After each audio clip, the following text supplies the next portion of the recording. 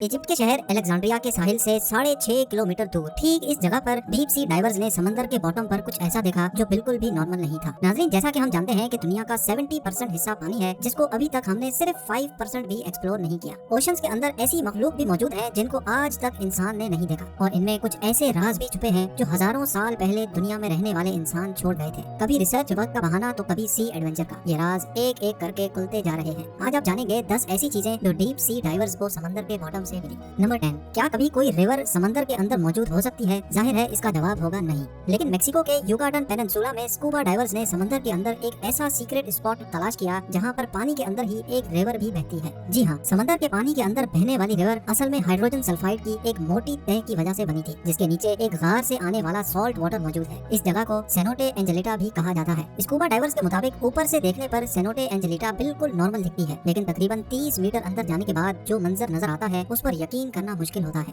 Number 9, America में Florida के beaches बहुत मशहूर हैं जहां पानी के साथ साथ अक्सर सी शेल्स, क्रैब्स और मुख्तलिफ समंदरी मखलूक भी तैरकर साहिल पर आती है। लेकिन अक्टूबर 2012 में पोम्पनो बीच पर मौजूद लोग तब हैरान और परेशान रह गए जब उनको समंदर के साहिल पर एक बहुत बड़ी आंख मिली। जिस आंख का साइज इंसान के दोनों हाथों के बराबर हो वो देखने में वाकई किसी बहुत बड़े समंदरी मॉन्स्टर की आंख लगेगी। इस आई बॉल की फोटो सोशल मीडिया पर आग की तरह वायरल हो गई। चंद लोगों का ख्याल था कि जिस मॉन्स्टर की आंख तैरकर साहिल पर आ सकती है वो जरूर साहिल के आसपास ही कहीं भटक रहा होगा। इस खौफ की वजह से लोगों ने फ्लोरिडा के बीचेस पर जाना ही कम कर दिया था। लेकिन जब ये आंख वाइल्ड लाइफ के डिपार्टमेंट में भेजी गई तो वहाँ कई एक्सपेरिमेंट्स और रिसर्च के बाद ये मालूम पड़ा कि ये आंख किसी मॉन्स्टर जायंट की नहीं बल्कि एक नॉर्मल स्वॉर्ड फिश की है जिसको किसी मछेरे ने पकड़कर उसकी आंख निकालकर वहीं समंदर में फेंक दी होगी। नंबर 8, इजिप्ट के शहर अलेक्जेंड्रिया के साहिल से 6.5 किलोमीटर दूर ठीक इस जगह पर डीप सी डाइवर्स ने समंदर के बॉटम पर कुछ ऐसा देखा जो बिल्कुल भी नॉर्मल नहीं था।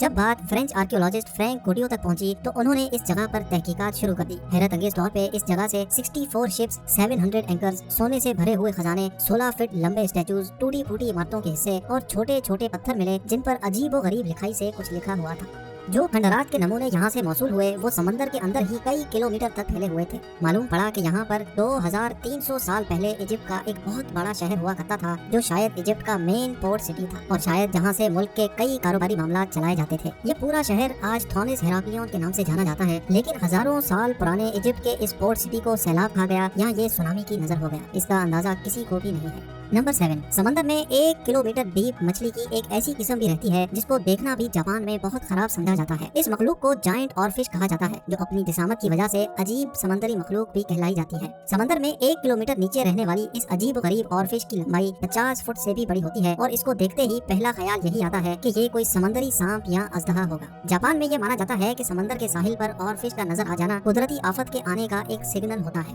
लेकिन साइंसदानों के मुताबिक ग्लोबल वार्मिंग की वजह से समंदर के बॉटम पर रहने और बसने वाली मखलूक सतह समंदर का रुख करने पर मजबूर है। नंबर 6, अंडर वाटर स्पोर्ट्स में समंदरी दुनिया देखना वाकई एक दिलचस्प काम है, लेकिन इस एडवेंचर के दौरान किसी के सामने अचानक से ये स्टैचूज आ जाएं तो कैसा होगा। वेस्ट इंडीज के साहिल से कई किलोमीटर दूर इस मकाम पर समंदर के बॉटम पर मौजूद ये है अंडर वाटर स्कल्पचर पार्क। 2006 में लॉन्च करने वाले इस पार्क के पीछे एक ब्रिटिश आर्टिस्ट का हाथ है, लेकिन इस स्कल्पचर पार्क के बनाने के पीछे जो मकसद है वो इस पार्क से भी ज्यादा दिलचस्प है। समंदर में मौजूद छोटी बड़ी चट्टानें मौजूद होती हैं जिनके अंदर छोटी मछलियां अपने आप को महफूज समझती हैं, लेकिन जिस जगह ये चट्टानें मौजूद नहीं होती वहाँ जाने से छोटी मछलियाँ अवॉइड करती हैं। 800 स्क्वायर मीटर पर फैले इस पार्क को बनाने का मेन मकसद छोटी मछलियों को शेल्टर प्रोवाइड करना था। इस आर्टिस्ट का कहना है कि इस पार्क को बनाने के बाद लाखों मछलियों ने इस जगह का रुख किया। इस पार्क में 100 से ज्यादा मुख्तलिफ किस्म के स्टैचूज मौजूद हैं जो देखने में बहुत अनोखे लगते हैं।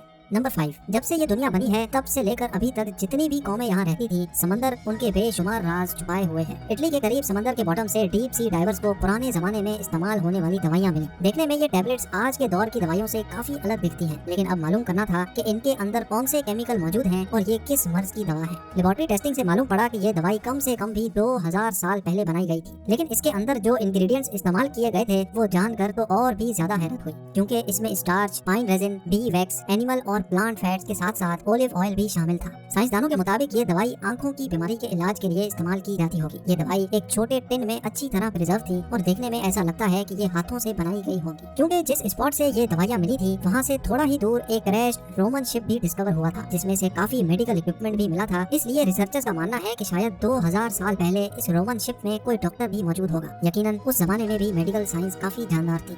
नंबर 4, फ्रिल्ड शार्क समंदर के बॉटम में रहने वाली एक ऐसी मखलूक है जो देखने देखने में दिलचस्प लगने के साथ साथ खौफनाक भी लगती है। ग्रिल्ड शार्क की बॉडी का कुछ हिस्सा डायनासोर जैसा है, जबकि कुछ हिस्सा सांप जैसा दिखता है। इसका मुंह दिखता तो सांप जैसा है, लेकिन इसके मुंह में दांत भी होते हैं और वो भी पूरे 300। जी हाँ, इसके 300 दांतों की डायरेक्शन अंदर की तरफ होती है। इस क्रिएचर की लंबाई 6 फुट तक बताई जाती है और इसका शिकार करने का अंदाज सांप जैसा होता है। ग्रिल्ड शार्क अपनी बॉडी के आधे साइज का शिकार भी एक ही वक्त में निकल सकता है। इसके दांतों की डायरेक्शन की वजह से अगर कोई भी चीज इसके मुंह में अंदर चली गई तो उसका वापस आना पॉसिबल नहीं है। 2007 में जापान के एक मछुआरे ने फिशिंग के दौरान पहली बार ऐसे क्रिएचर को पकड़ा। वाइल्ड लाइफ के इदारे ने ये क्रिएचर पकड़कर इसको सी वाटर पूल में डाला, जहां उसकी पहली बार वीडियो बनाई गई। उनका कहना था कि समंदर में 1 किलोमीटर नीचे रहने वाला ये क्रिएचर शायद बीमार था, इस वजह से समंदर की सतह पर आ गया होगा। नंबर 3, जिन लोगों को हॉरर मूवीज देखने से डर नहीं लगता वो अमेरिका में मौजूद कैंप क्रिस्टल लेक जरूर विजिट करें, क्योंकि इस लेक के बॉटम में मशहूर horror film Friday the 13th के सीरियल किलर जैसन वोहीस का एक स्टैचू आपका इंतजार कर रहा है।